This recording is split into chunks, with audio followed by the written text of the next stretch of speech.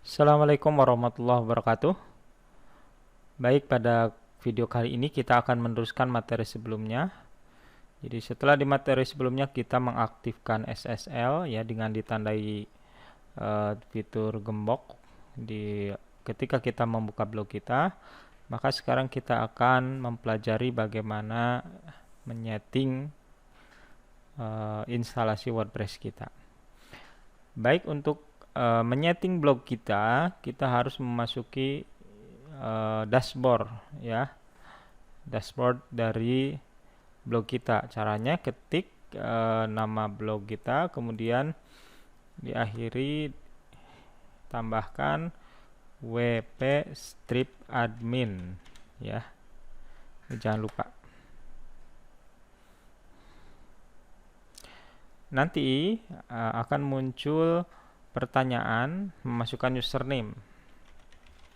Username-nya apa? Ya masing-masing kemarin yang digunakan ketika proses instalasi dari WordPress kita. Masukin, kemudian kalau Anda menggunakan komputer sendiri atau menggunakan HP sendiri, ini bisa di checklist remember me ya. Untuk apa ini fungsinya? Nanti kalau kita login lagi menggunakan akun kita, tinggal login aja, nanti muncul otomatis. Nah, dengan syarat Chrome-nya itu di login juga ya.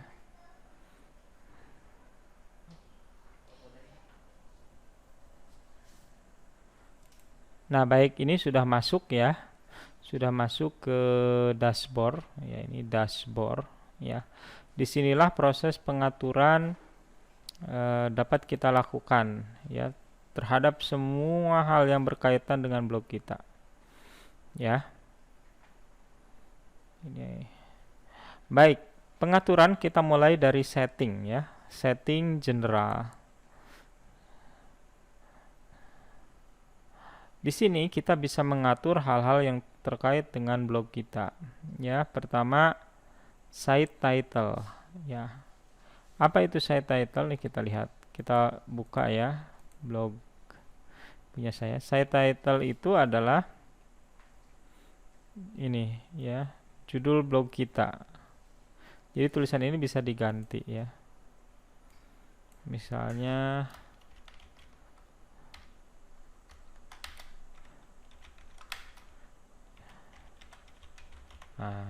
diganti nama ya. Kemudian tagline ya, tagline itu semacam semboyan lah ya kalau bahasa Indonesianya. Ini munculnya di mana? Nah, bisa di sini ya dan juga di sini. Jadi kita robah dari sebelumnya. Misalnya dulu pas nginstal sembarangan, nah gantinya itu di sini. Kemudian di sini ada WordPress address ya, ini https ahdian.id ya. Kalau kemarin kita sudah mengaktifkan Cloudflare, kalau misalnya ini masih HTTP juga nggak masalah ya. Kadang-kadang kalau diganti HTTPS malah jadi error, jadi biarkan aja. Kemudian di sini administration email address. Nah ini yang tertera di sini adalah email akun kita. Jadi kalau misalnya suatu saat kita lupa dari password WP admin ini, itu kan biasanya ada fitur namanya forgot password ya, atau lupa password. Nah, kemana akan mengirimkan link permintaan password baru itu ya ke sini, ke yang ditulis di sini. Jadi pastikan ini benar ya, karena biasanya kalau bawaannya tidak kita rubah itu admin@ ini ahdian.my.id, makanya diganti ini kalau belum sesuai dengan email yang aktif. Yang ke berikutnya membership ya, membership itu keanggotaan. Jadi WordPress itu memungkinkan memiliki beberapa anggota. Nah, ini untuk awalan kita jangan aktifkan dulu. Jadi kita anggap yang bisa menggunakan blog kita adalah kita sendiri. New user default role ini biarkan ya. Site language. Nah, ini bahasanya ya, bahasa web kita pakai apa ya. Ya, Kita gunakan bahasa Inggris US aja ya, biar memudahkan dan biar sama. Nanti kalau Anda beda, nanti mikir lagi ya terhadap menu-menunya. Kemudian time zone ya, time zone itu waktu. Kita setting ini Kota Bogor itu ada di UTC +7 ya. Jadi waktu green time ya, UTC itu koordinat universal time. Ya. Kemudian di date format ya, format tanggal mau gimana? Tinggal Anda pilih ya, mau yang mana. Atau mau pakai custom ya, custom. Ya, pakai yang mana? Ya udah terserah ya. Saya default aja. Waktu juga ya. Bisa misalnya saya pakai yang ini. Week start on ya. Jadi kita mengasumsikan hari itu dimulai atau minggu itu dimulai dengan hari apa. Ya biasanya kan Senin ya, Monday. Setelah selesai kita save. Nah ini kita lihat tadi ya perubahannya, kita refresh pasti akan berubah. Nah jadi Dian Ardiansyah ini. Nah. Kemudian berikutnya menu writing ya, writing. Pertama default post kategori. Jadi ketika kita menulis artikel itu kategori defaultnya apa ya, karena kita belum membuat kategori maka secara otomatis di sini terpilih uncategorized. Default post format kita pilih standar aja ya. Jadi kalau kita menulis artikel itu formatnya standar. Emang kalau nggak standar ada apa lagi Pak? Ini ada macam-macam ada chat, gallery, aside, link, image, quote, status, video, audio. Oke. Default editor for all user ya. Nah, di sini ada pilihan ya. Editor itu apa? Tempat menulisnya kita nanti buat artikel itu menggunakan yang klasik atau blog. Apa bedanya klasik dan blog ya? Klasik itu adalah bawaan versi lama ya. Kalau blog itu versi baru. Nah, ini sebenarnya ini bebas ya. Sebenarnya ini bebas. Cuma kalau saya pribadi karena menurut saya itu yang klasik itu lebih enak, maka saya pilih klasik ya. Kalau pilih blog boleh nggak? Ya boleh, cuma nanti menyesuaikan ya. Allow user to switch editor ya. Jadi kalau yang menggunakan kita menambahkan user di akun kita itu apakah kita mengizinkan mereka untuk merubah dari klasik atau blog ya. Misalnya kita pilih no. Kalau ini kalau usernya baru kita ya, user itu apa sih Pak ini? Tadi kita loginnya itu masih kita, berarti no aja, nggak ngaruh. Nah, salah satu kelebihan dari WordPress itu bisa mengirim ya, mengirim artikel dari email langsung ditampilkan.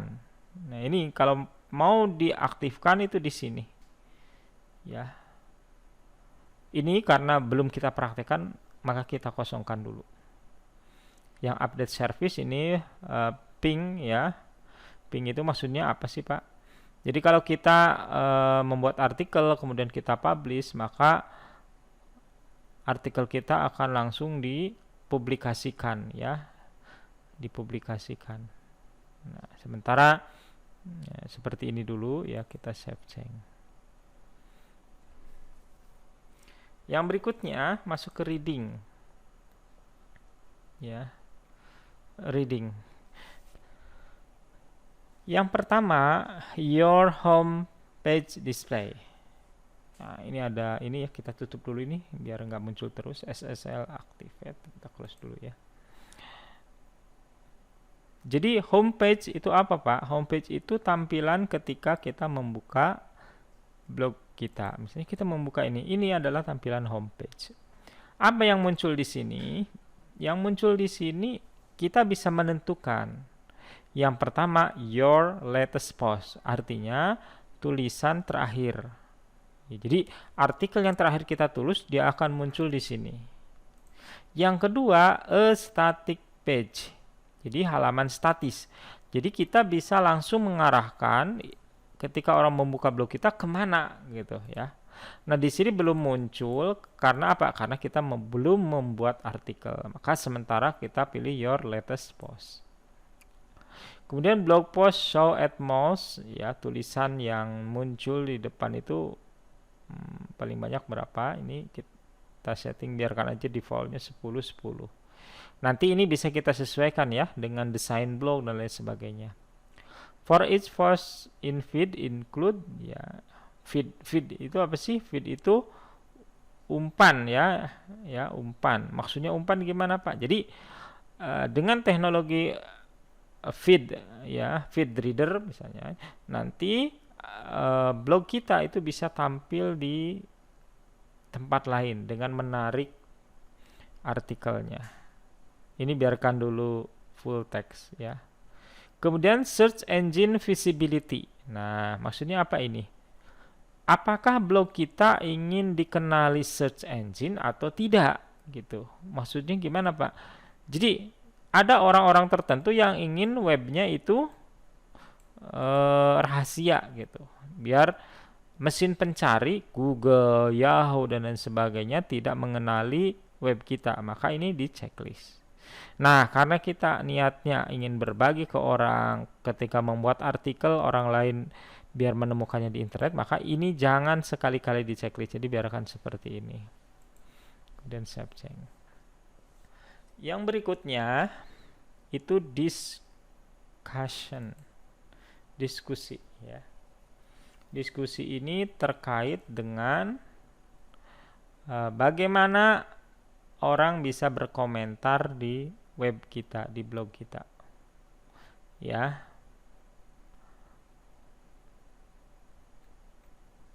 Kita bahas dari atas. Pertama, default post setting, ya. Attempt to notify any blogs link to from the post, ya. Ini notifikasi link-link blog lain, ya, di dalam artikel. Ini biarkan aja checklist. Allow link notification from other blog. Jadi izinkan adanya pingback dan trackback di tulisan baru. Maksudnya pingback dan trackback itu apa sih Pak ya? Mudahnya gini. Kalau orang lain menuliskan blog kita di dalam artikelnya, maka nanti ada namanya pingback, ya, ngeping gitu. Nah, nanti akan muncul biasanya di menu komentar kalau kita checklist. Nah, ini biarkan juga ya. Ini salah satu fasilitas agar blog kita memiliki backlink dari luar, ya. Ini bagus untuk Google. Allow people to submit comment on new post. Izinkan orang untuk mengirim komentar di tulisan baru. Ini checklist, ya.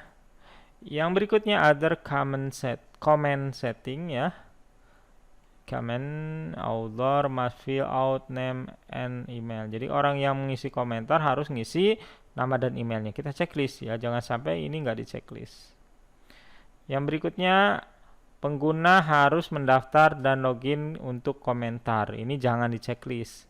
Kalau ini di checklist nanti orang susah komentar di blog kita, bahkan nggak bisa karena dia nggak terdaftar. Automatically close comment on post older than, ya, otomatis menutup komentar terhadap tulisan yang umurnya 14 hari. Ini kita jangan checklist, ya, biarkan dia. Kalaupun tulisan kita udah bertahun-tahun, orang boleh komen. So comment cookies opt-in checkbox allow comment other cookies to be set, ya. Ini checklist biar orang kalau misalnya pernah komentar di namanya blog kita dan masih ada cookiesnya. Cookies itu semacam pengingatnya di browsernya, maka dia bisa langsung login, ya. Enable threadedness.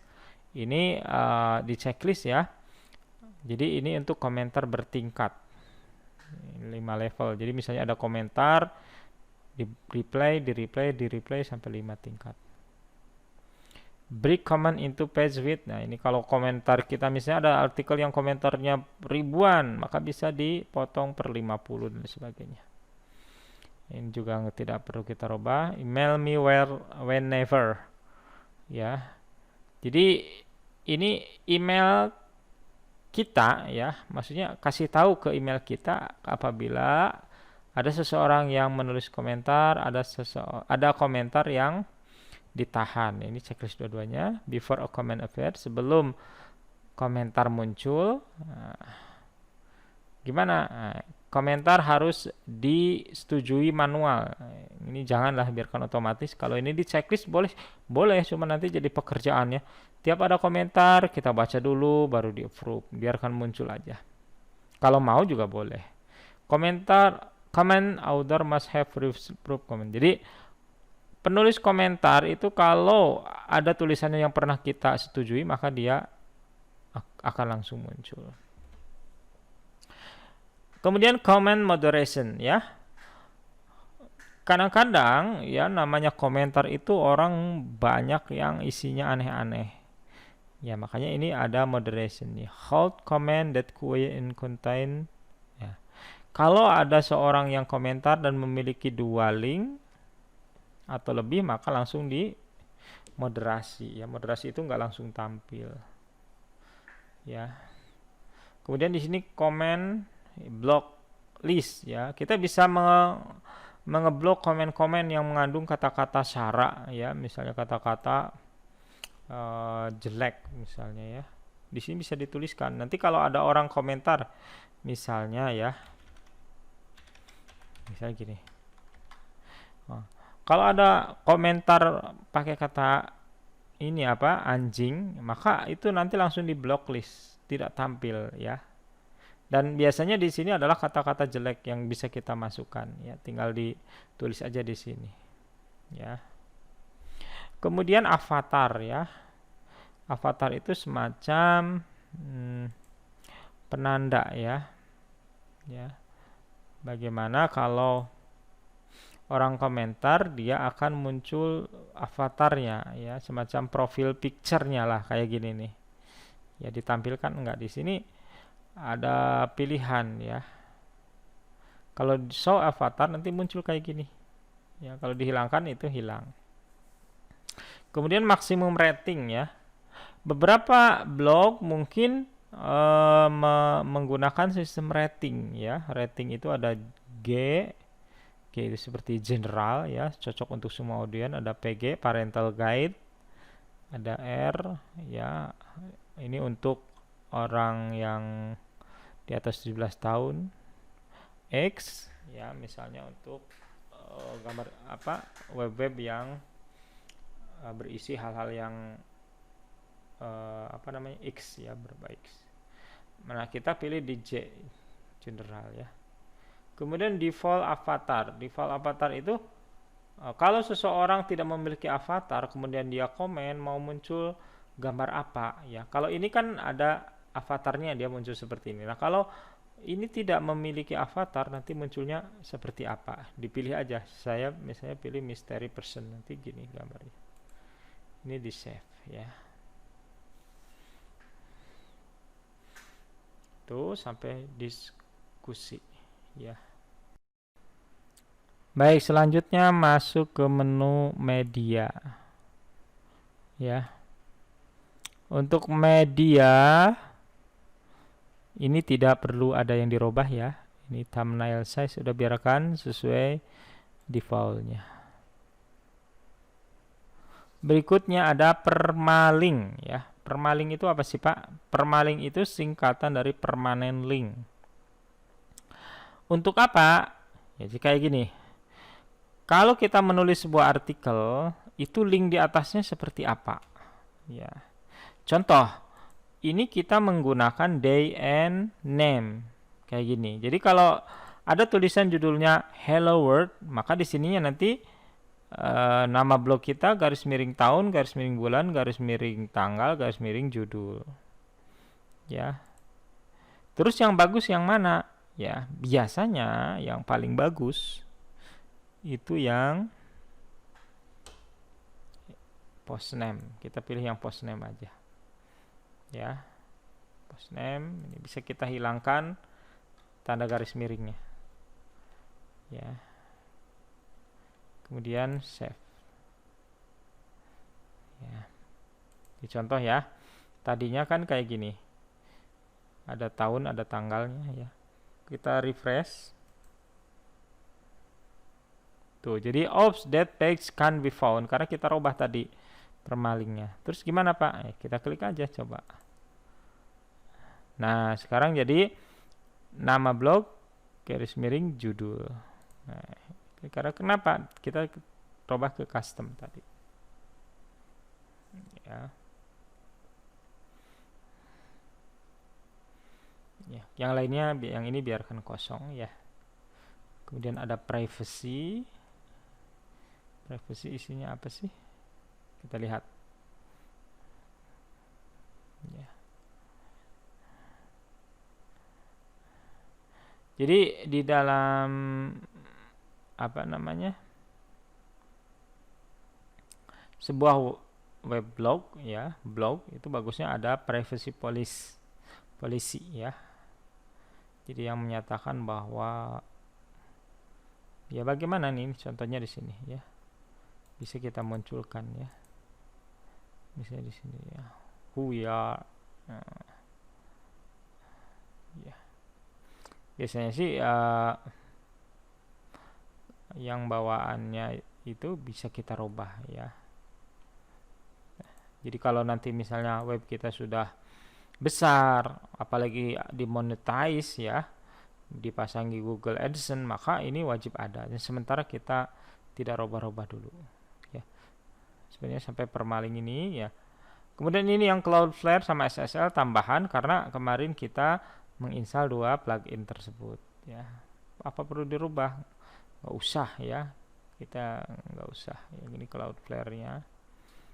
Ya, SSL juga ini ya. Oke. Nah, itu bagian dari setting ya. Ini harus Anda pahami. Jadi ketika membuat blog baru ya tidak akan mudah. Tidak akan kesulitan ya. Itu dulu untuk materi kali ini. Assalamualaikum warahmatullahi wabarakatuh.